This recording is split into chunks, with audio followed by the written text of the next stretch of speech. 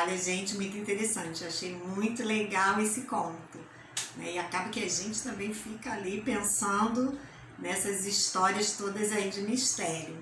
Olha, agora pegue aí seu livro de língua portuguesa e a gente vai estudar os conteúdos relacionados aos encontros vocálico, consonantal e também dígrafo.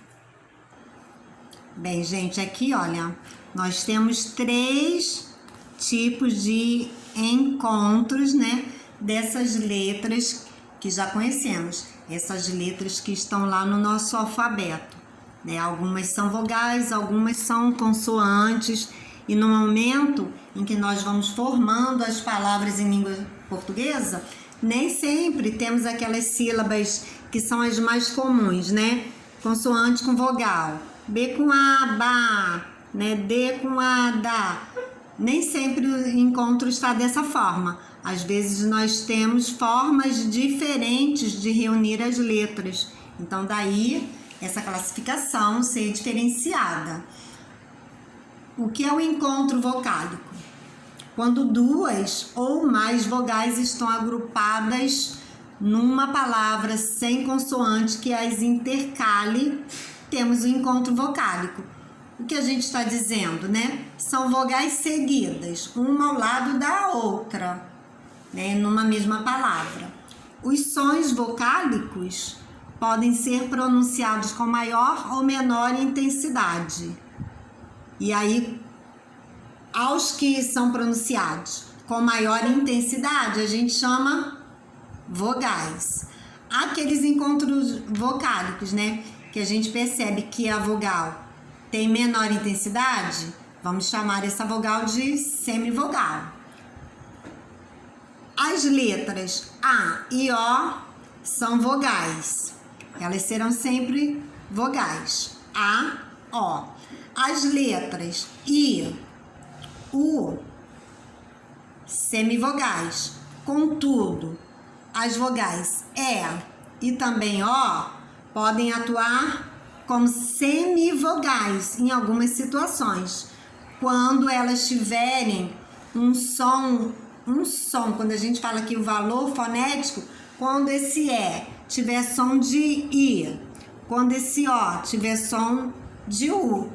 Então, teremos sempre esses sons chamados de semivogais. Então, aqui, né, E com som de E, O com som de O, essas letras representarão vogais naquela união, né? Naquele encontro vocálico. Mas quando tiverem som de I, som de U, elas serão chamadas semivogais, porque o som vai ser aquele mais fraco. E o som mais fraco é ali o que estará representando a semivogal. E as semivogais I e U podem atuar como vogais quando tônicas.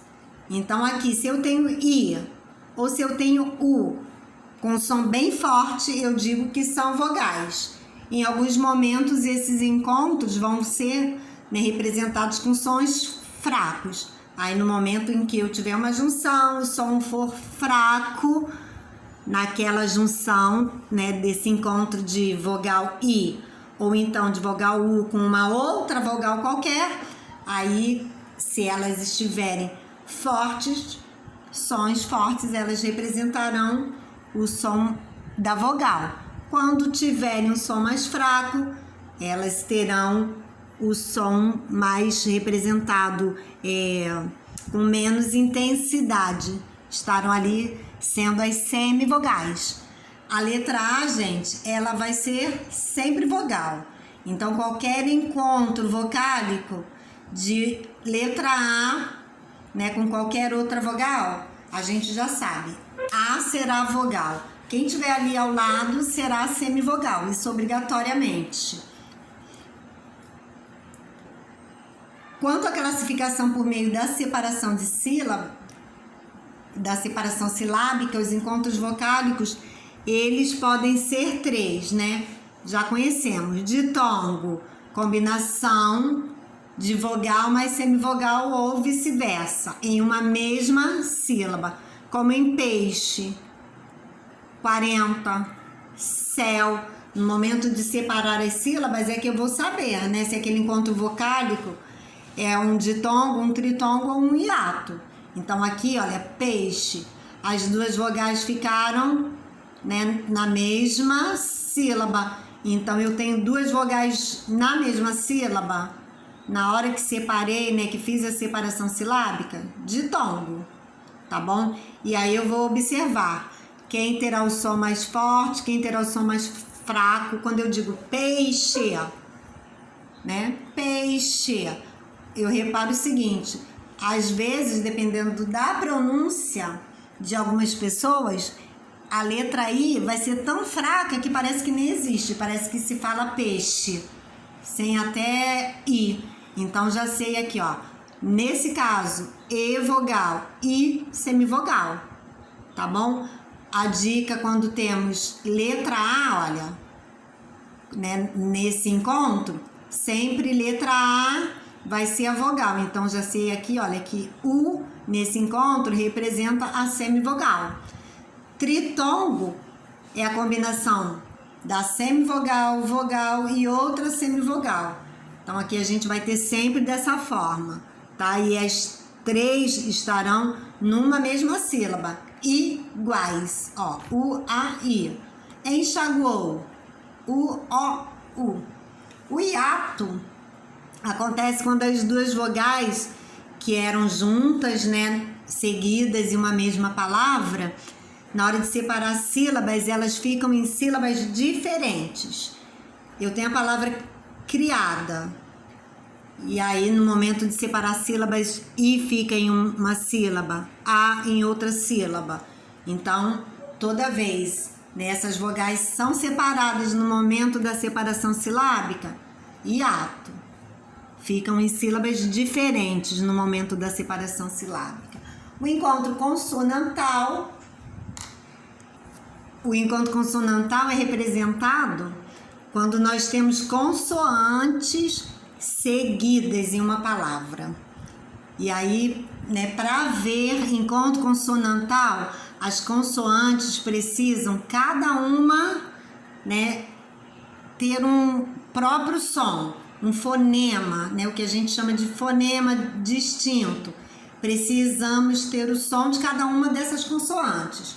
Por exemplo, aqui, ó, psicólogo, temos P, S, seguidos em uma palavra, então encontro consonantal, porque eu tenho o som do P, tenho o som do S.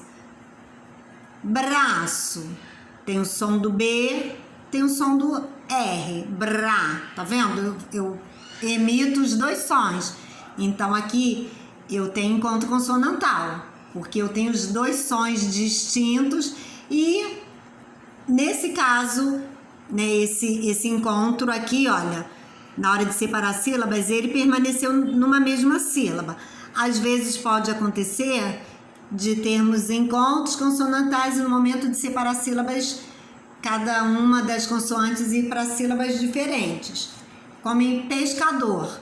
Aqui a gente tem um encontro consonantal, S, depois C, mas no momento da separação silábica, cada uma dessas consoantes foi para sílabas diferentes. Não deixa de ser um encontro consonantal, mas, né, S ficou em uma sílaba, C em outra sílaba. E o som de cada uma dessas consoantes aparece. Peixe, né, o som do S, K, o som do C.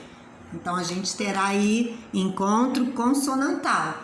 É necessário haver, né, o som de cada uma dessas consoantes, porque às vezes a gente fica em dúvida aqui, olha, em relação a consoantes que estão, né, seguidas em uma palavra, mas por uma delas não ter o som pronunciado, aí a gente não vai ter encontro consonantal, a gente vai ter dígrafo.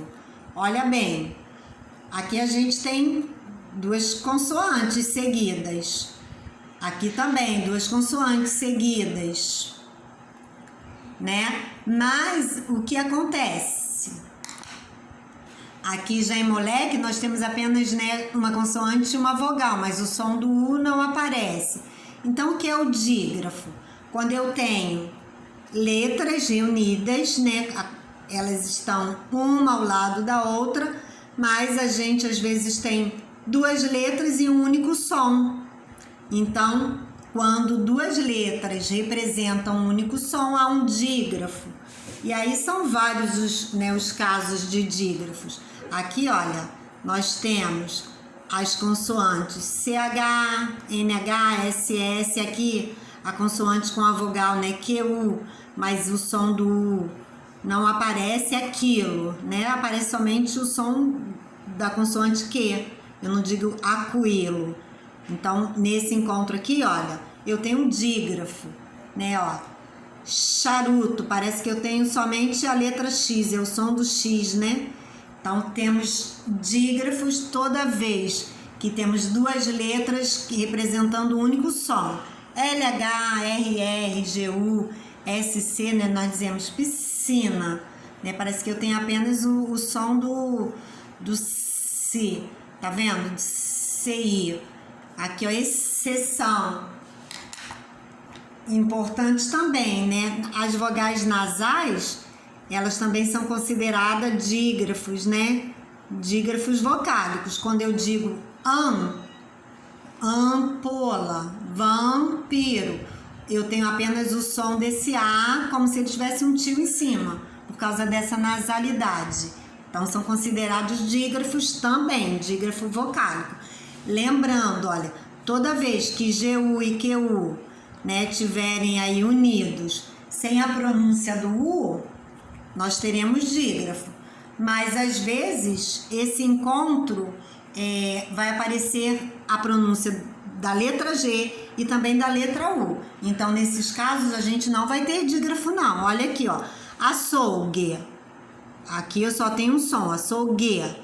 Guilhotina, eu não falo açougue, né? Esse U não tem som. Eu não falo guilhotina, eu falo guilhotina. Então, também aqui, olha, temos dígrafo.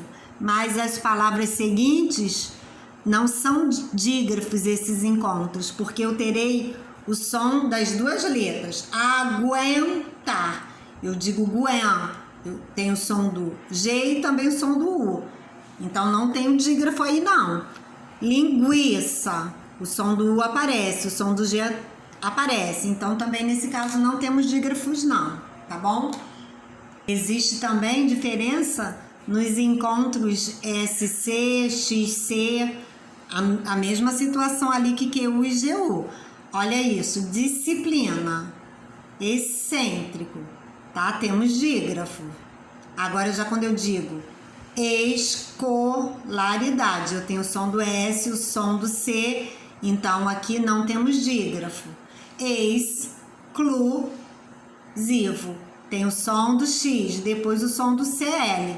Então, de C vai aparecer o som, não temos dígrafo, ok? Aqui é importante a gente saber, né? Alguns dígrafos são separáveis, outros são inseparáveis, tá bom? E no final das palavras an e em não representam dígrafos, mas ditongos nasais em alguns casos, como aqui, olha, tá bom? Aqui, ó, cantão. Esse AM do final da palavra, tá? Não representa dígrafo, mas representa um ditongo nasal, quer dizer, como se eu tivesse, na verdade, AU, cantão, sejam, tá? Ó, batem, como se eu tivesse EI, alguém. Porque, na verdade, gente, a escrita é uma tentativa de representar a nossa fala, né? Isso acontece devido a essa tentativa, né? De colocar ali as letras, colocar as palavras escritas, tentando representar a fala. E aí você tem as atividades nas páginas 42 a 45. Faça com bastante atenção e capricho.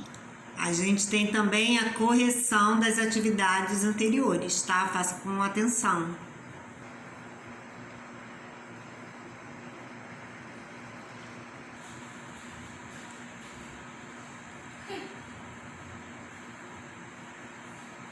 Na atividade número 2, você elaborar uma frase, então são respostas pessoais. Já na atividade número 3, você deveria sublinhar a palavra com sentido semelhante, aquele sentido, né, parecido. Na questão seguinte, né, trabalhando o texto, então faça também aí com bastante atenção toda a correção. E aí na sequência, as atividades 4, 5 e 6, elas são respostas pessoais. Um grande beijo e até a próxima aula.